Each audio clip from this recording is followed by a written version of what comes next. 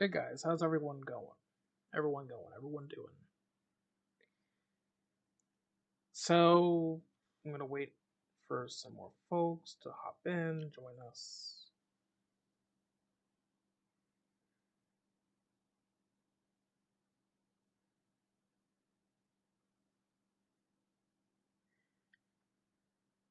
So, I hope everyone's had a good Sunday so far. Um, I just spent the past hour watching Minecraft Live 2023. Um, and yeah, so today I'd like to discuss what the update was and how it impacts the Spot project. So I'll give it a minute. What's going on, Turtle? Welcome to the stream. This is just a very informal stream, so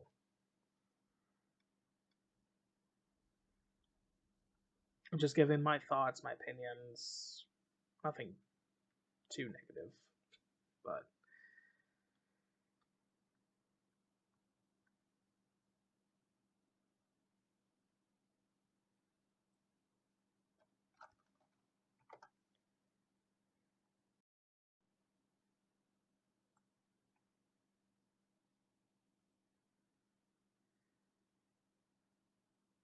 okay. So, Minecraft 1.21. Beforehand, I was largely expecting it to be as informal. You mean your diagonals? We do not talk about the diagonal house. Thank you. It is still not done, but I will. I'll try to do it. No, so Turtle, the vote already happened. We know who won. So let's talk about first about what I was expecting. What I was expecting originally was three things. The first, um, whenever the mob votes went around, I noticed that they were on a ship. Almost everything had to deal with transportation. So I was thinking at first, okay, this might be. No, actually, the penguins were voted out first. I'm sorry. um, so at first, I was thinking, okay, this is going to be a travel update. This is going to be about boats, about alternate means of transportation, aside from pigs, camels, horses, the lot. But then I was thinking, a new teaser came out with an electrocuted Vubui that made me think, okay, so this means that this could be something to deal with electricity, with mechanics, with mechanical engineering. Yeah, shockingly, shockingly, um, it was none of those. So, winding up the vote, they put a lot of emphasis on sea travel, and I'm thinking, okay, so it's they're relating a lot to the sea, but they've already had an aquatic update. So it couldn't be that. So my mind drifted off to what is the most underrated Minecraft biome? And my thoughts were initially that this was going to be the resurgence of a desert and savanna update. This would include what was shown before: baobab trees, meerkats, a lot of that. And going into the 2023 Minecraft mob vote, I personally was thinking, okay, you have three mobs, and a group of modders could probably get this done in 2 weeks and release it. Which started the whole mob vote controversy. Personally, I was hoping that I understand the mob vote, but I still believe that all three should have been added because they each introduce something unique to Minecraft.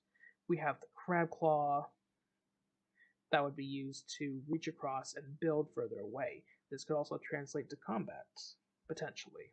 And in the back of my mind, I was thinking that could translate also to a food source. The armadillo brought shoot, which is a type of armor that could be used for wolves. And then the third one, which is the penguin, that one um, is very similar to the dolphin, in which it increases you and your speed. But Dolphin's Grace allows, if you're just naturally swimming throughout the water, penguins would have allowed boats to travel at faster distances. What that translates to, I don't know. Do you have to kidnap a penguin and put it in your back pocket? I don't know. But so let's talk about the elephant in the room. The penguin lost. I was actually hoping for 2 out of 3 mobs personally. Even though I wanted all 3 of them, my preference was 2 out of 3. The penguin was voted out as the least voted mob. And I can understand why. A lot of people were alluding to the fact that we already have a mob that basically allows you to travel throughout the water at a faster speed. And so I can understand that. And unfortunately for me, well, fortunately for everyone else, because there was a lot of hype around this mob in particular, the winner of the Minecraft vote was the armadillo. So that adds an extra new mob to the deserts. I can totally understand it. But what I personally am a little irked about, I understand it's a Minecraft mob vote, but traditionally, once a mob is voted out, they're not seen for years. And I think that this year's Minecraft mob vote was very common animals. You see crabs all the time. You see armadillos. I mean, heck, you could think about the desert and list off the top 3 animals in the desert: snakes, scorpions. Eventually, you'll come across armadillos and penguins, which are very cute, very endangered. I feel as though all of these could have brought something unique to the table, but I am glad that the armadillo won, even though it wasn't my preference, because this offers more variety when it comes to the desert biome, which beforehand I was alluding to. I was hoping we'd get some sort of a desert update. So with that being said, let's talk about the new features coming to Minecraft 1.21. So first and foremost, they released a snapshot a few days ago outlining what one of the new features was, and that is items in a pot. You can put items inside of a pot. So hopefully you don't unleash your inner Link from the Zelda games and start smashing pots. So with that being said, the next one coming out, oh Alia, haven't seen her in forever, is the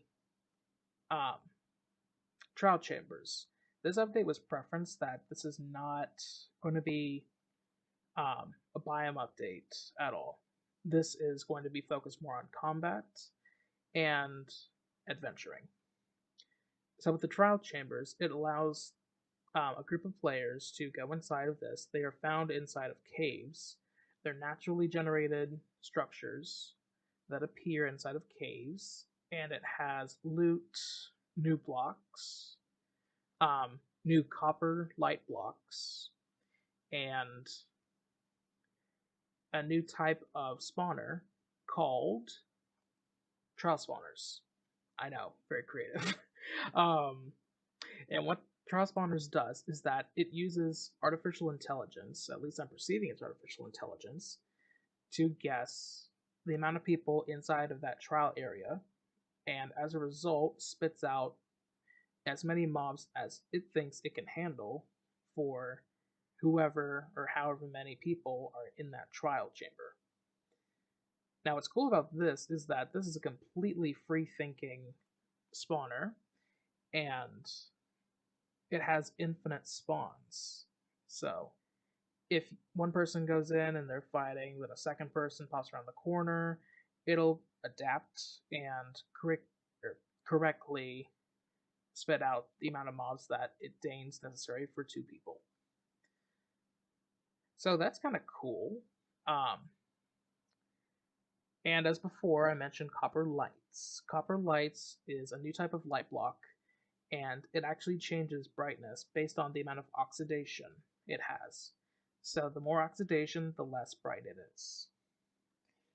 So it'd be kind of interesting for light features if you were to wax it at any point of time and just, keep it at that, or you can scrape it off to make it brighter. I'm not exactly sure how that works. Can you add more oxidation? Can you remove the wax? Because with this type of light block, it also brings to the table that it could be something that could be dynamic, could change at any point in time. I don't know, but it sounds really interesting. It is a very interesting block, and it's also redstone based, which means you can flicker it on and off at will with a lever or button or whatever. The next thing coming to Minecraft is a new type of manufacturing block, and I categorize manufacturing blocks like we have the whetstone, we have the stone cutter, loom, etc. Things that apply crafting mechanics. And this one is no different. This one is called the Crafter. And what the Crafter does is that it automates crafting items. You can connect these up to redstone blocks, anything. As long as it has some sort of a signal, then it can create as many as possible as long as you provide it the correct materials. Now that has some pretty interesting implementations because it also allows you to block off certain crafting slots. So imagine the traditional 3x3 crafting area.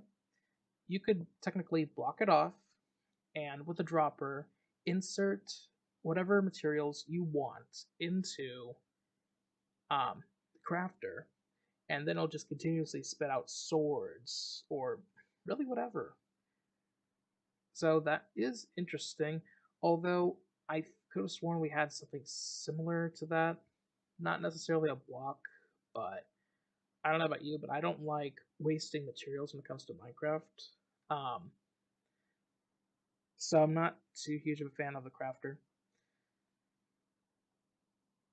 So the next thing on the list is they're adding a new mob. And this one is called the Breeze. It's completely, well, almost completely not hostile. The only way you can take damage is if it runs straight into you. But this is a wind-like mob. Think the Wither, but it doesn't go on a rampage and it doesn't blow stuff up and causes no damage. Now, what this will do is it'll just blow gusts of wind or wind attacks at you.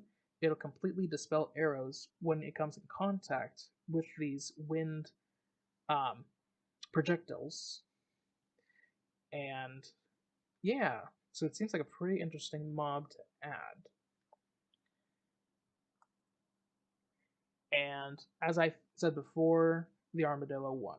So I'm really happy that the desert is getting some sort of an update. Might not be the update I wanted, but it is something. And so I am congratulating the armadillo for its victory over the penguin and the crab. Now, how does this affect the Spiral Project? The Spiral Project is, if you're new here, is an attempt to recreate the games from Wizard 101 and Pirate 101 into Minecraft. The things that the Spiral Project can use from this update, at least what was presented, there's going to be more stuff presented throughout the year going into next year.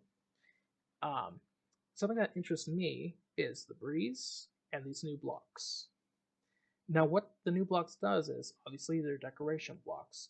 This could offer us, depending on how many blocks they're adding, I counted maybe 3 in the preview, but there could be more.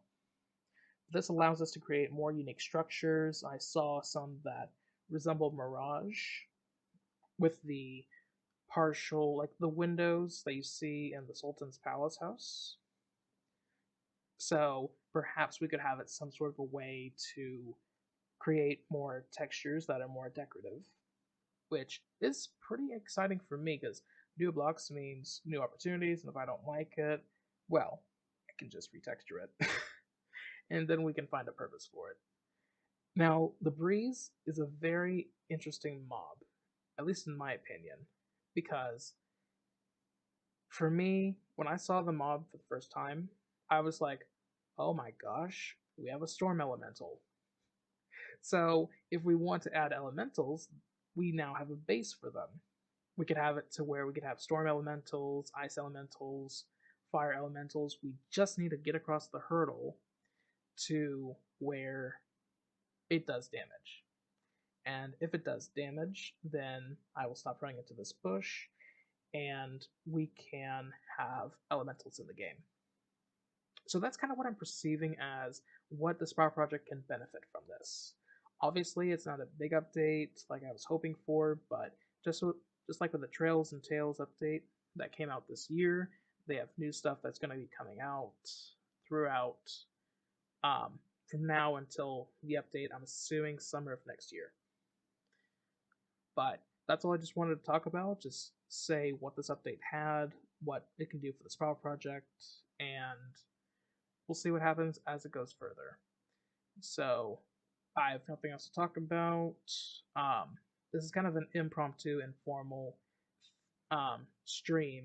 However, I feel as though it's important to let you guys know what I'm perceiving whenever an update comes out. And yeah, so thank you guys for joining us. And if you're new to the YouTube channel, feel free to check us out on our Discord as well. Subscribe and like the video for more awesome update videos as we move forward. And we are vastly approaching the Sprout Project's first birthday. That's going to be happening on November 22nd. It's going to be fun. We're going to be doing some fun things, whether that's questing with you guys or doing something a little bit more. But we'll see what happens when that rolls around. Thanks, guys, and I will catch you in the next live stream. Bye.